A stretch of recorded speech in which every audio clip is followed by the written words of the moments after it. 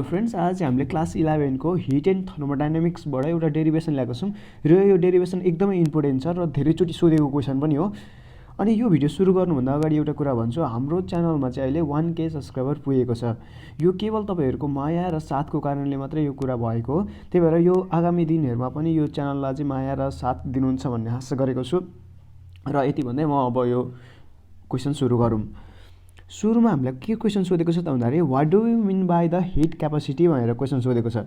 Describe the method of mixture to determine the specific heat capacity of the solid भनेर भनेको छ हैन। यस्तो भनेको छ। सुरुमा यो हिट क्यापासिटी बुझ्नुभन्दा अगाडि बुझ्नुपर्ने कुराहरू चाहिँ अलिकति बुझौँ ल। सुरुमा एउटा स्पेसिफिक हिट क्यापासिटी भन्ने कुरा हुन्छ। स्पेसिफिक हिट क्यापासिटी भन्ने कुरा हुन्छ, यो कुरालाई पनि बुझ्नुपर्छ। हामीलाई के थाहा छ हिट भनेको के हो त भन्दाखेरि हिट भनेको हिटलाई हामी क्यु भन्छौँ। हिटको फर्मुला भनेको एमएसडिटी हो। डिटी भनेको चेन्ज इन टेम्परेचर हो, हामीलाई थाहा नै छ। यस भनेको स्पेसिफिक हिट क्यापेसिटी, यो भनेको मास अफ अब्जेक्ट, यो भनेको चाहिँ हिट हो। अब यहाँबाट यसलाई एक्लै पार्दाखेरि यम पनि उनी जान्छ, डिटी पनि उनी जान्छ भनेपछि क्यु बाई यम अनि into DT, M into DT is equal to S भयो कि भएन। यसलाई एक्लै पार्दाखेरि यम पनि उनी गयो, डिटी पनि उता गयो नि त। अनि भनेपछि यस्तो आयो। यो भनेको त स्पेसिफिक हिट क्यापेसिटी रहेछ नि त। अब क्वेसनले यहाँ आएर त अहिले हिट क्यापेसिटी सोधेको छ, कहिलेकाहीँ स्पेसिफिक हिट क्यापेसिटी सोध्छ हो। यसरी अब त्यसलाई सुरुदेखि नै मजाले डिफाइन गरौँ। Specific heat capacity is the amount of heat, यो भनेको त एमाउन्ट अफ हिट हो नि त। Amount of heat required for 1 kg, अब 1 kg यहाँ सबैमा 1 हुन्छ क्या। The amount of hit required for 1 kg of the object to raise the temperature, यो त डिफरेन्स इन टेम्परेचर हो नि त, to raise the temperature by 1 degree Celsius. यति लेख्ने क्या के अरे specific heat capacity is defined as the amount of heat required for 1 kg of object to raise the temperature of 1 degree Celsius हो। यति भयो होइन। यो स्पेसिफिक हिट क्यापेसिटीको कुरा गऱ्यौँ। अब हामीलाई अहिले क्वेसनले के सोधेको छ हिट क्यापेसिटी भनेर क्वेसन सोधेको छ नि त। अब स्पेसिफिक हिट क्यापेसिटी भनेको चाहिँ यो अहिले 1 kg भनेर स्पेसिफिक हिट क्यापेसिटी भनेर 1 kg भनेर भन्यौँ नि, स्पेसिफाइड भयो नि त 1 kg भनेको त। तर यो हिट क्यापेसिटी मात्रै भनौँ भने चाहिँ 1 kg नभएर जति पनि हुनसक्छ क्या। त्यही भएर यसलाई कसरी डिफाइन गर्ने त भन्दाखेरि the amount of heat required to raise the temperature of 1 degree Celsius is called a heat capacity भनेर भन्ने क्या। 1 kg चाहिँ हुँदैन क्या हिट क्यापेसिटीमा मात्र। स्पेसिफिक भनौँ भने चाहिँ 1 kg हुन्छ। स्पेसिफिक भनेन भने चाहिँ यो 1 kg हुँदैन। Amount of heat required to raise the temperature by 1 degree Celsius यति भनिदिने। अब म यसलाई लेखिदिन्छु अनि तपाईँहरू बुझिहाल्नुहुन्छ।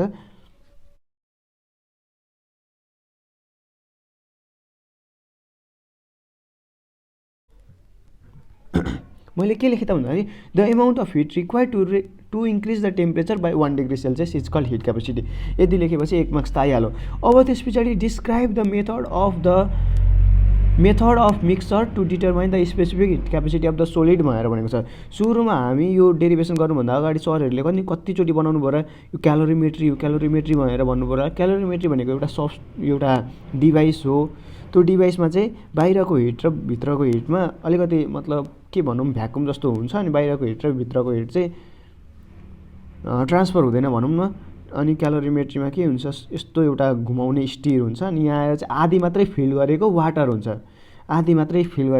हुन्छ। त्यस पछाडि के हुन्छ यसमा एउटा टेम्परेचर राखिएको हुन्छ, मतलब टेम्परेचर भन्नुको मतलब थर्मोमिटर राखिएको हुन्छ। यो चाहिँ थर्मोमिटर हो, यो हाम्रो क्यालोरिमेट्री बन्यो।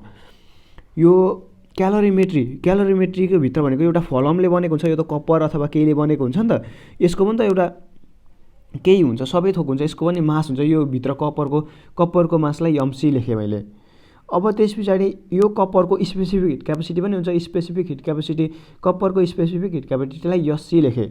कपरको एउटा टेम्परेचर हुन्छ, कपरको टेम्परेचरलाई मैले T1 दिएँ ल। T1 जे दिँदा पनि हुन्छ, आफ्नै मर्जीले दिन्छ है। अब यहाँ हेरेर ल्याङ्ग्वेजमा लेख्नु let us consider the half filled, यो त half filled calorimeter having mass MC and specific heat capacity SC and temperature θ1 भनेर भन्ने ल्याङ्ग्वेजमा त्यसरी लेख्ने। त्यस पछाडि यहाँभित्र हामीले वाटर फिल गरेको छौँ। यो वाटरको पनि त मास हुन्छ, वाटरको मासलाई डब्लुएम लेखौँ, एमडब्लु लेखौँ। त्यसपछि वाटरको पनि त स्पेसिफिक हिट क्यापेसिटी हुन्छ, वाटरको स्पेसिफिक हिट क्यापेसिटीलाई एसडब्लु लेखौँ। अनि यसको टेम्परेचर र यसको टेम्परेचर त थर्मल कन्ट्याक्टमा छ नि त, यो त कन्ट्याक्टमा छ। त्यही भएर यसको टेम्परेचर र यसको टेम्परेचर चाहिँ बराबर हुन्छ। यो कुरा चाहिँ ध्यानमा राख्नुपर्ने। मैले यसको मासलाई यम माने, स्पेसिफिक हिट क्यापेसिटीलाई यस माने, थीटा नै माने। त्यस पछाडि एउटा सोलिड छ अरे, यहाँ त सोलिड छ नि त। त्यही भएर यहाँ एउटा हट सोलिड भनेर मानौँ, सपोज गरौँ कि हट सोलिड छ अरे। यहाँ यो हट सोलिडलाई चाहिँ मैले यम लेख्थेँ अरे अनि यसको स्पेसिफिक हिट क्यापेसिटी अहिले यस लेखेँ अरे। अब हट भनेपछि त बाहिर थर्मल कन्ट्याक्टमा छैन, त्यही भएर चाहिँ यसको चाहिँ θ2 टेम्परेचर भयो।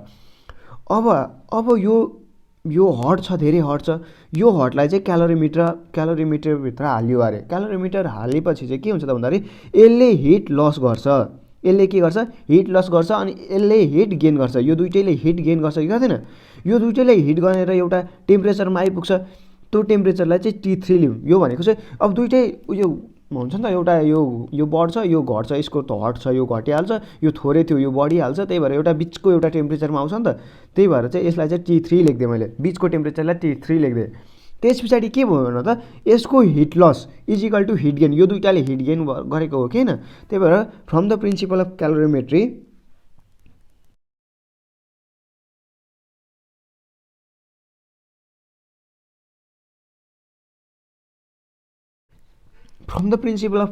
हामीलाई के थाहा छ, heat loss is equal to heat gain थाहा छ।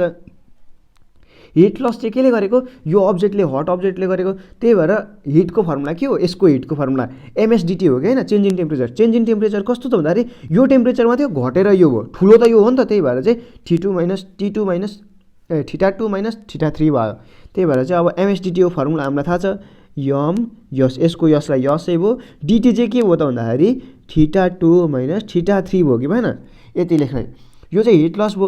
अब हिट गेन चाहिँ केले गर्यो त भन्दाखेरि यहाँभित्रको सुरुमा पानीले गर्यो, पानीमा पछाडि पानीमा हिट पुग्यो, त्यसपछि एकछिन पछाडि क्यालोरिमिटरमा पनि त हिट पुग्यो नि त। त्यही भएर यो दुइटैले हिट गेन गर्यो क्या। त्यही भएर चाहिँ हामी चाहिँ के लेख्छौँ, यसको प्लस यसको लेख्छौँ,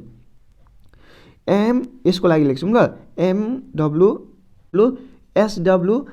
अब यसको टेम्परेचर चाहिँ सुरुमा 1 थियो, यो त थोरै थियो नि त, बढेर अहिले त T2मा θ3मा पुगेको हो नि त। त्यही भएर चाहिँ θ3 माइनस θ1 भयो टेम्परेचर यसको, प्लस अब यसले पनि त हिट गेन गरौँ नि त। के गेन गरौँ, एमएसडिटी नै गरौँ यसको लागि, एमसी एससी।